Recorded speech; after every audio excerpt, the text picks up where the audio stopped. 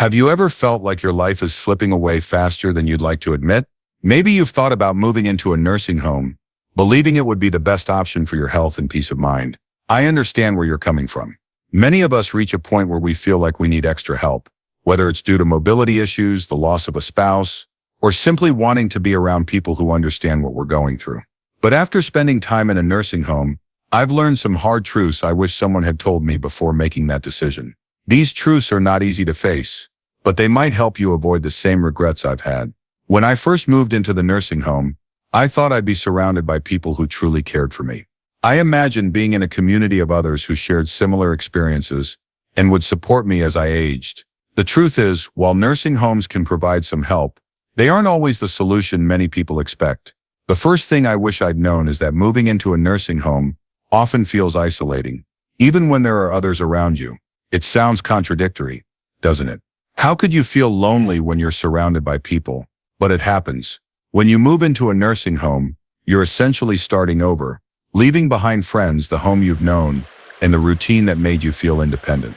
Even if there are other people in the same place, everyone is living with their own struggles and challenges. There's little time for genuine connections, and often the caregivers are too busy to truly engage with you the way you might need. You may find yourself feeling more isolated than you ever imagined.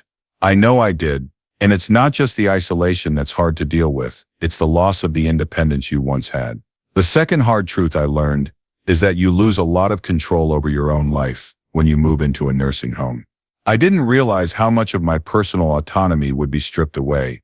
You're told when to eat, when to sleep, and when to engage in activities. Decisions about your daily routine are made for you, and though the staff is trying to help, it can leave you feeling like a passenger in your own life. That loss of control can be demoralizing. It's something that affects your sense of self-worth and your ability to feel like you're truly living your own life. Now, I'm not saying that nursing homes don't have their place.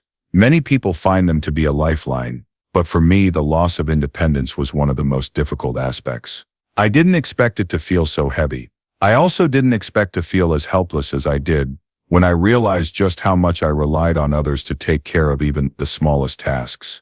But it's not just about physical help. There's something else I hadn't prepared for, the emotional toll of being in a nursing home. We all know that aging can be emotionally challenging, but when you're in a place where everyone is in similar circumstances, it can feel overwhelming. Sometimes the atmosphere can become a bit too negative, with a focus on sickness and decline rather than health and vitality. It's easy to get caught in that mindset, especially when you're around others who are struggling with their own issues. If I could do it over again, I would have focused more on staying connected to my friends and family. Even when they couldn't be physically present, I would have sought out ways to stay emotionally healthy, whether through hobbies, social groups, or even therapy. I wish someone had told me how important it is to stay emotionally strong as you age, because without that, the physical care can feel less meaningful. Now that we've touched on a couple of the hard truths, let's move on to the next part of this conversation. There's something else that's incredibly important to consider when thinking about moving into a nursing home. Something that could change the way you view the entire experience. Stay with me as we dive deeper into what I learned. I remember lying in bed one night, staring at the ceiling, wondering if I had made a terrible mistake. The walls around me weren't mine. The furniture wasn't mine. Even the air smelled different, like antiseptic and industrial laundry detergent. I tried to tell myself that I'd made the right decision, that this was the safest option, the smartest choice. But deep down, I felt something gnawing at me, a quiet, persistent regret that wouldn't go away. One of the hardest things to accept was how much my sense of purpose started to fade. When I was in my own home, I had things to do, even if it was just simple stuff, watering the plants, cooking my meals, choosing what time I wanted to take a walk. It was my routine, my life. But in the nursing home, everything felt scheduled, structured, controlled. There wasn't much to wake up for, aside from the routine they had set for me. Meals were served at the same time every day, whether I was hungry or not. Activities were planned out in a way that felt more like a school schedule than a place where I could truly enjoy my time. And when you have nothing to plan, nothing to prepare for, nothing to really look forward to that feels like your own, something inside you starts to dim. I think that's something a lot of people don't realize. We assume that as we get older, we need to slow down, take it easy, let others take care of us. But the truth is, we still need purpose. We still need to feel like we're contributing to something, that our days mean something. The days in the nursing home started blending together in a way that made me feel like I was disappearing, one quiet moment at a time. And then, there was the reality of the care itself. I know that most caregivers mean well. They work long hours, and they have dozens of residents to attend to. But the truth is, no one is ever going to care for you the way you care for yourself. There were times I needed help getting dressed or reaching for something, and while the staff was there, I often felt like a burden.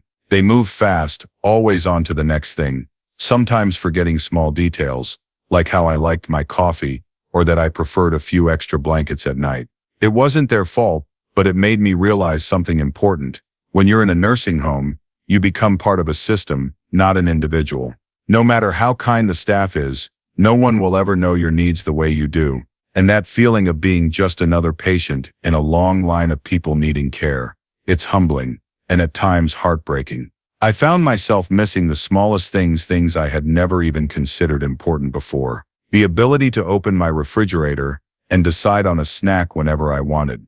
The feeling of my own bed, the one I had chosen, with the blankets that smelled like home. Sitting on my porch with a cup of coffee, watching the world move at its own pace. In a nursing home, those little freedoms disappear. Everything is dictated by a schedule, a routine that was designed for efficiency, not necessarily comfort. But what hit me the hardest was how easy it was to feel forgotten. When you live in a nursing home, you start to see something that you might not have noticed before. How the world moves on without you. Friends and family visit at first, they call, they check in.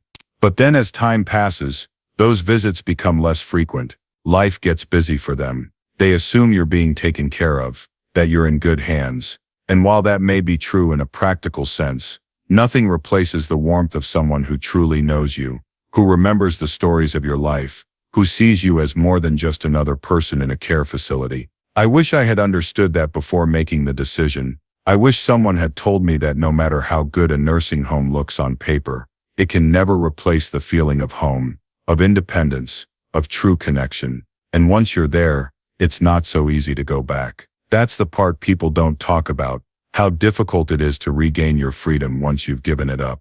And yet, despite all of this, the hardest truth was still yet to come. The one that I wasn't prepared for.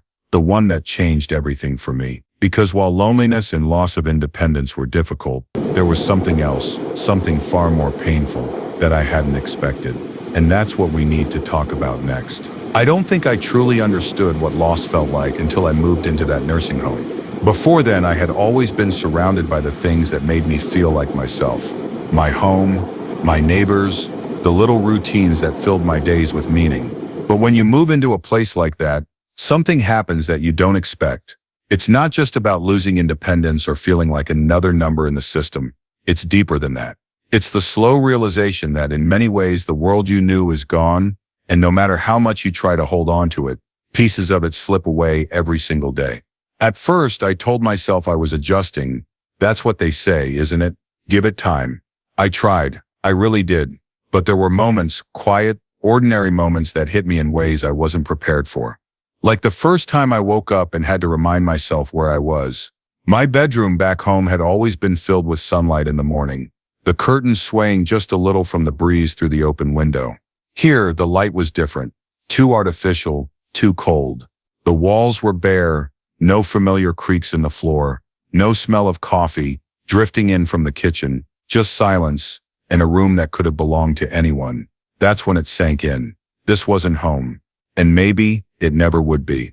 But the hardest part, the thing I wasn't prepared for at all, watching the people around me disappear. When you live in a nursing home, you see things that most people never have to think about. You sit at the same table with the same faces, day after day, and then suddenly, one of those seats is empty.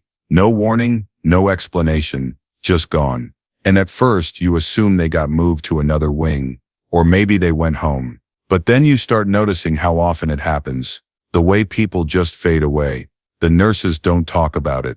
The staff moves on like it's just another part of the routine. And the rest of us, we sit there pretending not to notice, because we don't want to admit that one day it'll be us. I lost friends in that place. People I had laughed with, shared stories with, People who made those long empty days feel a little less lonely. And the worst part, there were no goodbyes, no chance to say, I'll miss you, or I'm glad I knew you. One day, they were there, and the next they weren't. And life in that place just kept moving forward, like nothing had happened, like they had never been there at all. It changes you. It makes you realize how fragile everything is, how quickly we can become just another name on a list. It's not something I ever thought about when I made the decision to move in. I thought about safety, about convenience, about having people around me, but I never considered what it would feel like to watch people leave, over and over again, until I was left wondering when it would be my turn. That's when I knew I couldn't stay. I had to find a way back to something that felt real, something that made me feel alive again. It wasn't easy. Once you've settled into a nursing home, leaving isn't as simple as packing a bag and walking out the door. There are rules, paperwork, financial obstacles. People questioned my decision, told me I was being unrealistic, but I knew, deep in my heart, that if I didn't do something, I would disappear just like the others. Not physically, not right away, but piece by piece, until there was nothing left of the person I used to be. So I made the choice to take my life back. It wasn't perfect.